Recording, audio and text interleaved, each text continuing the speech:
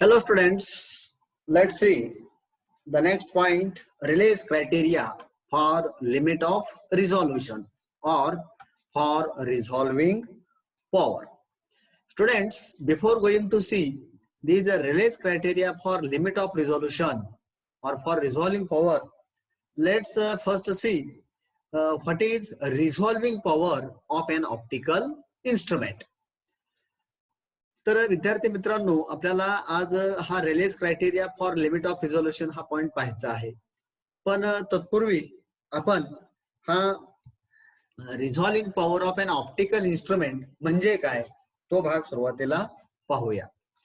The ability of an optical instrument to distinguish two physically separated objects as two distinct object is known as the resolving power of an optical instrument. तर याचा अर्थ असा होईल की दोन physically separated point objects आहेत, अतिशय लहान पॉइंट ऑब्जेक्ट्स, आणि असे point objects physically separated objects आहेत आणि ते आपण जर एखाद्या ऑप्टिकल इन्स्ट्रुमेंटच्या सहाय्याने पाहत असू, उदाहरणार्थ लेन्स असेल किंवा मायक्रोस्कोप असेल किंवा इतर कोणतेही ऑब्जेक्ट असेल, तर त्या ऑप्टिकल इन्स्ट्रुमेंटची त्या दोन पदार्थांना सेपरेट इमेज निर्माण करण्याची जी ॲबिलिटी आहे किंवा ते दोन ऑब्जेक्ट आपल्याला डिस्टिंक्ट ऑब्जेक्ट म्हणून दाखवण्याची जी ॲबिलिटी आहे त्याला रिझॉल्विंग पॉवर असे म्हणतात. It generally depends upon aperture. That is aperture means the diameter of lens or mirror, and second thing is the wavelength of light used. आता ही जी रिझॉल्विंग पॉवर आहे ऑप्टिकल इन्स्ट्रुमेंटची, तर ही रिझॉल्विंग पॉवर कोणत्या गोष्टींच्या वरती अवलंबून असते? तर एक म्हणजे अपर्चर, म्हणजे तिथं वापरलेलं जे ऑप्टिकल इन्स्ट्रुमेंट आहे, उदाहरणार्थ लेन्स असेल किंवा मिरर असेल, तर त्याचा डायमीटर आणि डायमीटर म्हणजेच अपर्चर, आणि दुसरी गोष्ट म्हणजे वापरलेली जी लाईट आहे त्या लाईटची वेव्हलेंथ.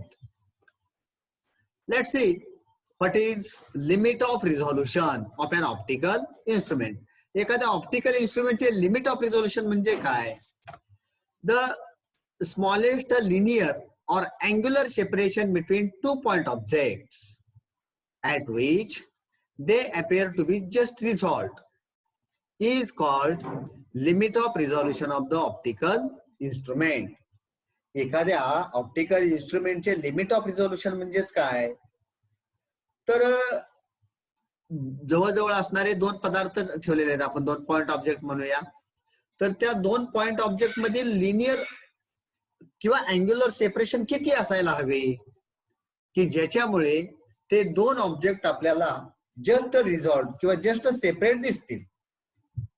दोन पॉइंट ऑब्जेक्ट मधील लिनियर किंवा अँग्युलर सेपरेशन की ज्या योगे आपल्याला त्या ऑप्टिकल इन्स्ट्रुमेंटच्या सहाय्याने ते दोन ऑब्जेक्ट किंचित असे अलग झाल्याचे दिसतील, जस्ट रिझॉल्व झाल्याचे दिसतील, जस्ट सेपरेट झाल्याचे दिसतील.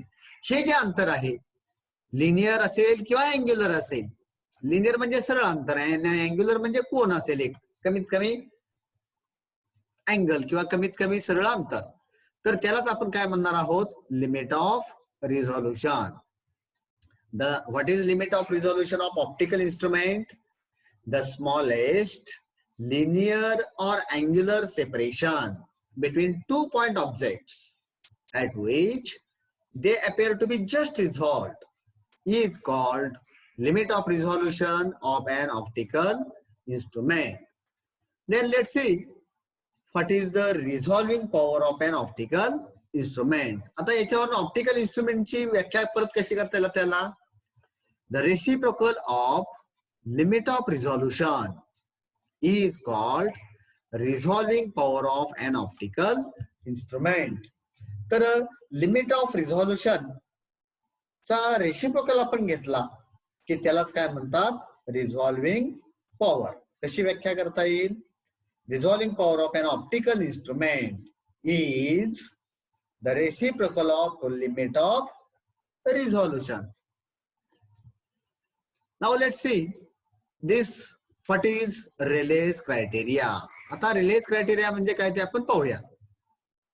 According to Lord Rayleigh, the ability of optical instrument to distinguish between the two closely spaced objects depends upon diffraction pattern of the two objects, that is the slits, point objects, stars, etc. produced on the screens, that is retina, eyepiece, etc.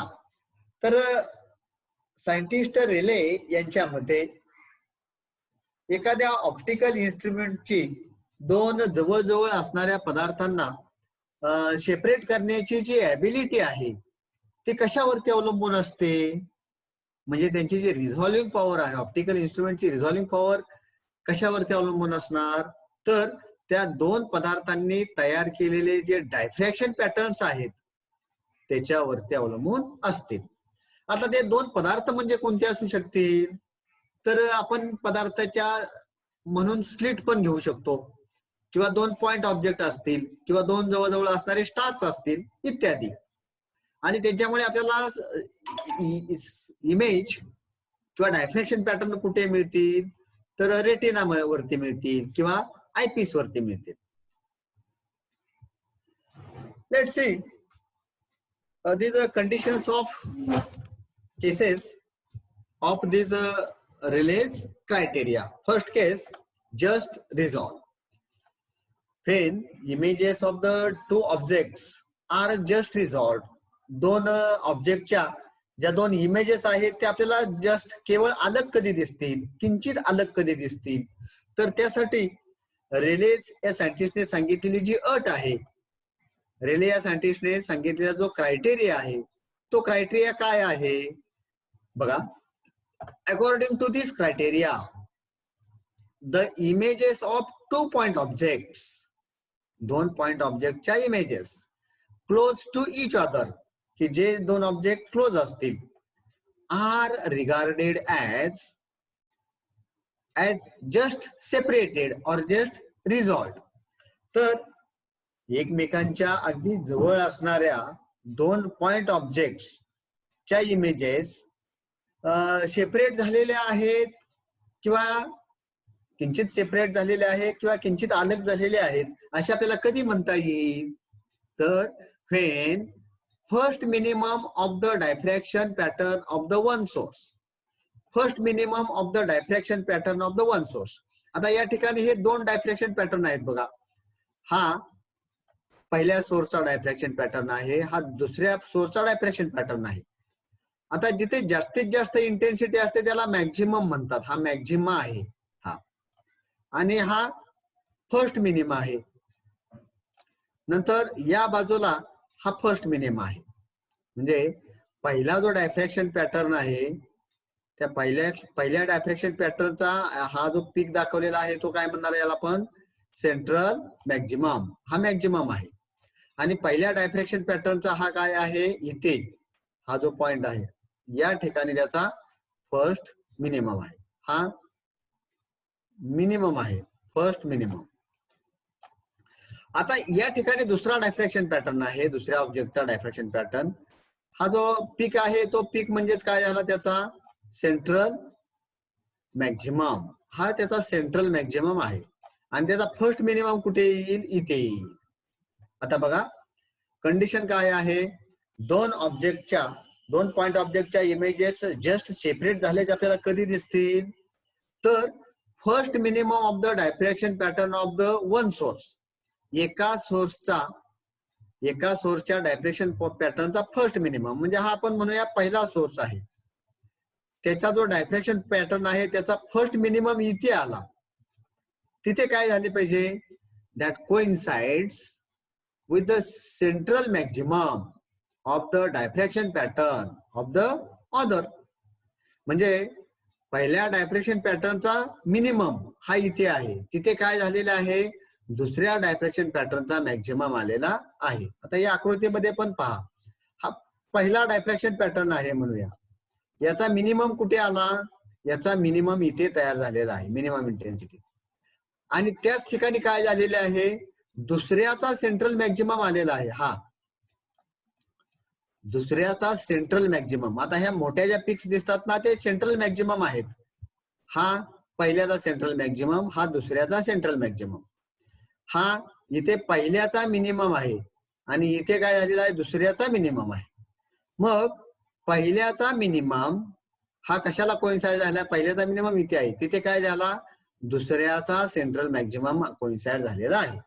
मग जेव्हा असे असते तेव्हा त्या दोन पदार्थांच्या images just separated किंवा just resolve झालेले आहेत असे ह्या रेलेज क्रायटेरियानुसार म्हणता येते. ही ते आपल्याला ही इमेज अशा प्रकारे दिसेल.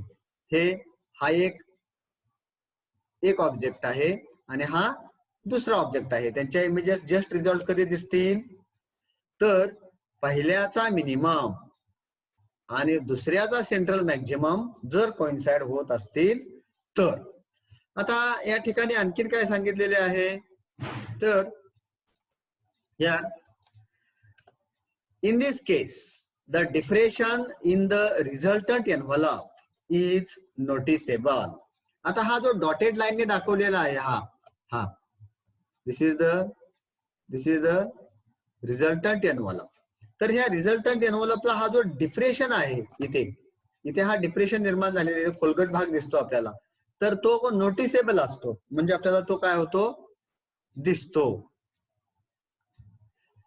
Then when two images are well resolved, त्या दोन पदार्थांच्या इमेजेस चांगल्या सेपरेट झालेल्या आपल्याला कधी दिसतील, यासाठी रेलेज क्रायटेरिया काय आहे, रेलिनची अट काय आहे, तर हे बघा, the two objects are said to be well resolved if the separation between central maximum of the two objects. दोन पदार्थांच्या दोन इमेजेस चांगल्या सेपरेट झाल्याचे आपल्याला कधी दिसतील, तर separation between central maximum of to objects. आता हे बघा, पहिल्या ऑब्जेक्टचा सेंट्रल मॅक्झिमम इथे आहे, दुसऱ्या ऑब्जेक्टचा सेंट्रल मॅक्झिमम इथे आहे, त्यांच्यामधील सेपरेशन म्हणजे हे separation, this distance. Separation between central maximum of to objects is greater than the distance between. दोन्ही ऑब्जेक्टच्या सेंट्रल मॅक्झिमम मधील डिस्टन्स हे जास्त असेल, कशापेक्षा, the distance between the central maximum and first minimum of any of the two objects. आता हे जे अंतर आहे, आता मी लाल पेनने शाईने दाखवलेले आहे, ते अंतर कशापेक्षा जास्त असेल असणार आहे, तर ते जे अंतर आहे ते आपल्याला अशा प्रकारे दाखवता येईल. हे पहिल्या ऑब्जेक्टचा सेंट्रल मॅक्झिमम हा इथे आहे या ठिकाणी, आणि त्याचा फर्स्ट मिनिमम हा इथे आहे. आता ह्या दोघांच्या मधील जे अंतर आहे, हे अंतर तर हे रेड कलर मध्ये दाखवलेले अंतर आहे ते जास्त आहे, आणि हे अंतर जर कमी असेल, जर असे असेल तर त्या इमेजेस वेल रिझॉल्व्ड असतील. काय कंडिशन, काय क्रायटेरिया सांगता येईल, the two objects are said to be well resolved if distance between the central maxima of the two objects is greater than the distance between or separation between the central maximum and first minimum of any of the two objects. एकाचाच central maximum आणि त्याचाच first minimum यांच्यामधील जे अंतर आहे ते कमी असेल, कशापेक्षा, दोघांच्या सेंट्रल मॅक्झिमम मधील अंतरापेक्षा. जर असे असेल तर त्या इमेजेस वेल रिझॉल्व्ड असतात. आता याच्या बाबतीत आणखीन काय सांगितलेले आहे, in this case here, in this case the depression in the resultant envelope is clearly noticed. तर इथे हा रिझल्टंट एनव्हलप हा असा आहे, दिस इज द रिझल्टंट एनव्हलप. यांच्यामधील हे डिप्रेशन आपल्याला अशा प्रकारे हे क्लिअरली दिसते, हे जे डिप्रेशन आहे ते क्लिअरली दिसेल. Then third case, when images of the two point objects are not resolved or unresolved. दोन पदार्थांचे ज्या इमेजेस आहेत त्या आपल्याला अलग कधी दिसणार नाहीत, सेपरेट कधी दिसणार नाहीत, इथे ह्या आकृतीत दाखवल्याप्रमाणे. तर त्यासाठीची अट आहे, the two objects are said to be unresolved. दोन पदार्थ हे अनरिझॉल्व्ड आहे असे आपल्याला म्हणता येईल, सेपरेट झालेले नाहीत असे आपल्याला म्हणता येईल. कधी? If the separation between the central maximum of the two objects, दोन ऑब्जेक्टचे सेंट्रल मॅक्झिमम जे आहे त्यांच्यामधील सेपरेशन, म्हणजे मी इथे हे रेड कलरने दाखवतो पुन्हा एकदा. हे सेपरेशन बघा, this separation between central maximum of the two objects is less than the distance between the central maximum and the first minimum of any of the two objects. तर इथे बघा, आता पहिल्याचा सेंट्रल मॅक्झिमम हा इथे आहे आणि पहिल्याचा first minimum हा इथे आहे.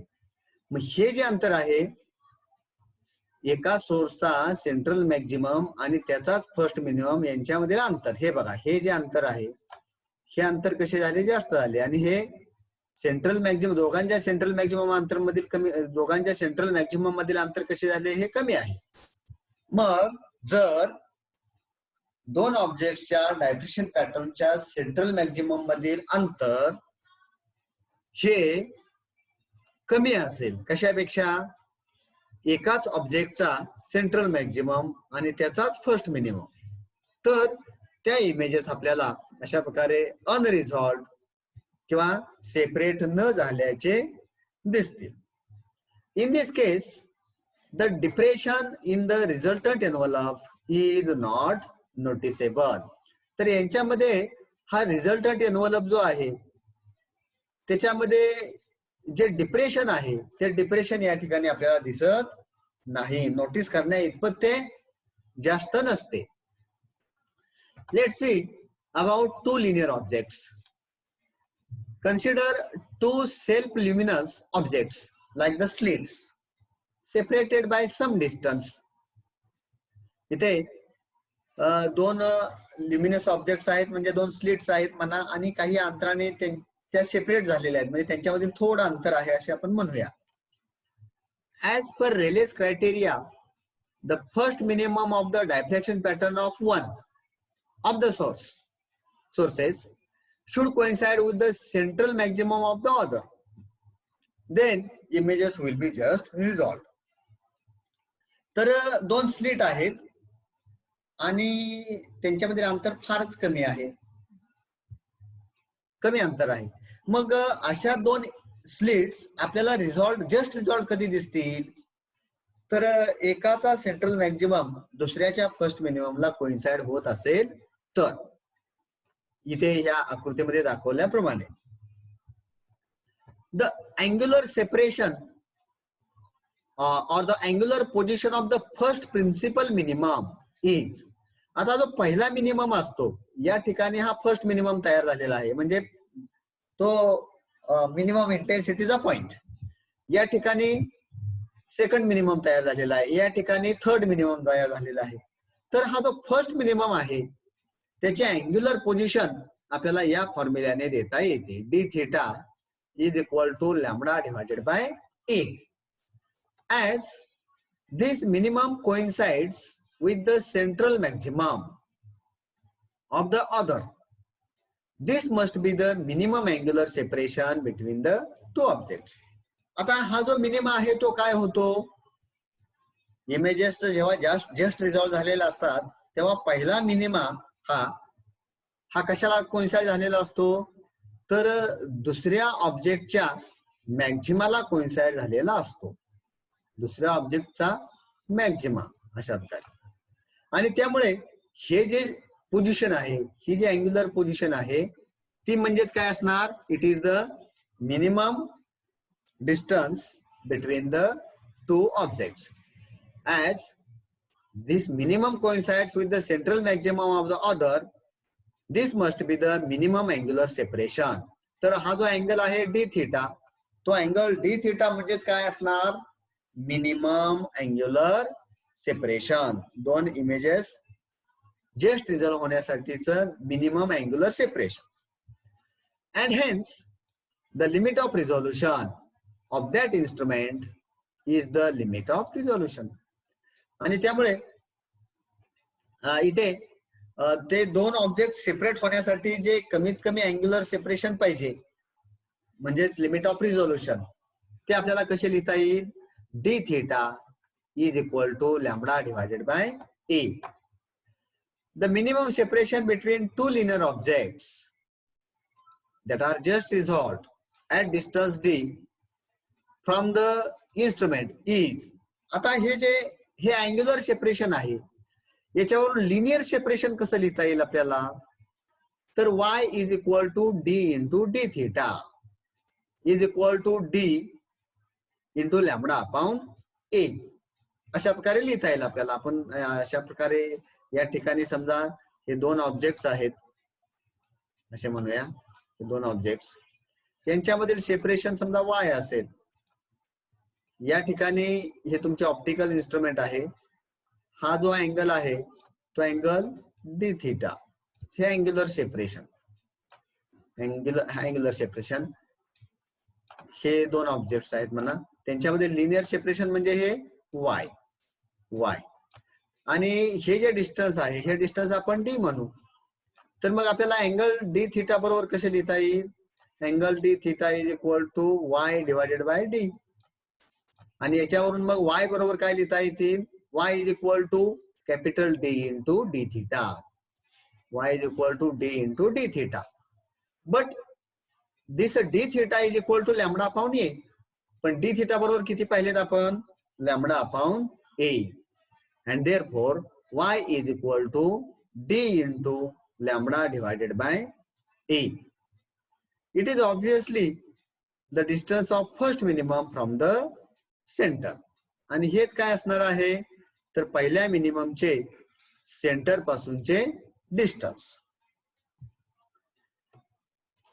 For pair of point objects, आता पॉइंट ऑब्जेक्टच्या पेअर साठी आपल्याला हे कसं करता येईल, तर आपण आता स्लिट्स विचारात घेतलेल्या होत्या याच्या आधी केसमध्ये. आता समजा जर दोन ऑब्जेक्ट पॉइंट ऑब्जेक्ट्स असतील, in this case, in the case of microscope quite often the objects to be viewed are similar to the point objects. तर इथे दोन पॉइंट ऑब्जेक्ट्स आहेत म्हणूया आपण. The diffraction pattern of such objects consist of a central bright disk surrounded by concentric rings called Array's disk. तर जर एखादा point object असेल तर त्या पॉइंट ऑब्जेक्टचा डायफ्रॅक्शन पॅटर्न हा आपल्याला अशा प्रकारे दिसेल. त्याच्यामध्ये अशा प्रकारे सेंट्रल ब्राईट डिस्क दिसते, इथे दाखवलेले आहे. इथे हे जे व्हाईट कलर आहे तो म्हणजे सेंट्रल ब्राईट डिस्क, आणि त्याच्या बाजूला अशा डार्क आणि ब्राईट रिंग्स आपल्याला दिसतील. तर अशा प्रकारचा जो पॅटर्न आहे त्याला ॲरेज डिस्क असे म्हणतात. या ठिकाणी ही सेंटरला दिसणारी ब्राईट आहे ती ॲरेज डिस्क, त्याच्या बाजूला जो डार्क रिंग दिसते ती ॲरेज रिंग. त्यानंतर या ठिकाणी सेंटरला जे आहे ती सेंट्रल ब्राईट डिस्क आहे, ती सेंट्रल ब्राईट डिस्क. त्यानंतर हे जे आहे ते सर्क्युलर अपर्चर, आणि हा तुमचा तो point object. The diffraction pattern of such object consist of central bright disc surrounded by concentric rings called Airy's disc. Abbe was the first to study thoroughly and apply it Fraunhofer diffraction pattern.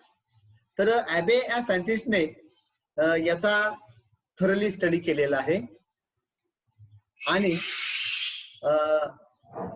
It applied it to Fraunhofer डायफ्रॅक्शन.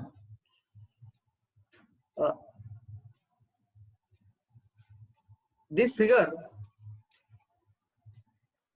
figure shows the real Array's disk formed by passing a red laser beam through a 90 micrometer pinhole aperture that shows several orders of the diffraction. तर प्रत्यक्षात अशा प्रकारे एक laser beam 90 micrometre pinhole मधून जर pass केला तर आपल्याला अशा प्रकारचा हा डायफ्रॅक्शन पॅटर्न दिसतो. त्याच्यामध्ये अशा प्रकारे ह्या ब्राईट आणि डार्क रिंग्स दिसत आहेत आणि ही सेंटरला ही एक सर्क्युलर डिस्क दिसते. So this is a real array disk obtained using a laser. According to Lord Rayleigh, for such objects to be resolved, first dark ring of the diffraction pattern of the first object should be formed at the center of the diffraction pattern of the second and vice versa. तर Lord रेलेच्या म्हणण्यानुसार अशा प्रकारे जर images आपल्याला just resolve व्हावे असे वाटत असेल तर काय झाले पाहिजे, पहिल्या ऑब्जेक्टची जी फर्स्ट डार्क रिंग आहे ती दुसऱ्या ऑब्जेक्टचा जो डायफ्रॅक्शन पॅटर्न आहे त्याच्या सेंटरला यायला हवी, किंवा दुसऱ्याची पहिली डार्क रिंग ही कुठे आली पाहिजे, पहिल्या ऑब्जेक्टच्या डायफ्रॅक्शन पॅटर्नच्या सेंटरला. तर आपल्याला त्या दोन इमेजेस जस्ट रिझॉल्व्ह दिसतील. In other words, the minimum separation between the images on the screen is the radius of the first dark ring. तर याचा थोडक्यात अर्थ काय होईल, दोन इमेजेस जर जस्ट सेपरेट व्हायचे असतील किंवा दोन इमेजेस सेपरेट होण्यासाठी त्यांच्यामधील मिनिमम सेपरेशन किती असायला पाहिजे, तर पहिली जी डार्क रिंग आहे त्या पहिल्या डार्क रिंगच्या रेडियस इतके असायला हवे. In other words, minimum separation between the images on the screen is the radius of the first dark ring. The discussion till here is applicable to any instrument such as an eye, a microscope, a telescope, etc. तर विद्यार्थी मित्रांनो, हे आपण रेलेज criteria, तर यामध्ये आपल्याला optical microscope optical इन्स्ट्रुमेंटची रिझॉल्विंग power म्हणजे काय हे सांगता आली पाहिजे. त्यानंतर लिमिट ऑफ रिझॉल्युशन, त्यानंतर लिमिट ऑफ रिझॉल्युशन आणि रिझॉल्विंग पॉवर यांच्यामध्ये रिलेशन काय असते, तसेच रिलेज क्रायटेरियाच्या 3 कंडिशन्स आहेत त्या आपल्याला या ठिकाणी सांगता आल्या पाहिजेत. म्हणजे इमेजेस जस्ट रिझॉल्व्ह कधी असतात, इमेजेस वेल रिझॉल्व्ह कधी असतात, इमेजेस अनरिझॉल्व्ह कधी असतील, त्याच्या त्या 3 कंडिशन्स. आणि समजा दोन ऑब्जेक्ट्स हे लिनियर असतील म्हणजे स्लिट्स असतील, किंवा दोन ऑब्जेक्ट्स जर पॉइंट ऑब्जेक्ट्स असतील तर तिथे डायफ्रॅक्शन पॅटर्न आणि इमेजेस कशा असतील हे आपल्याला सांगता आले पाहिजे. Okay, thank you.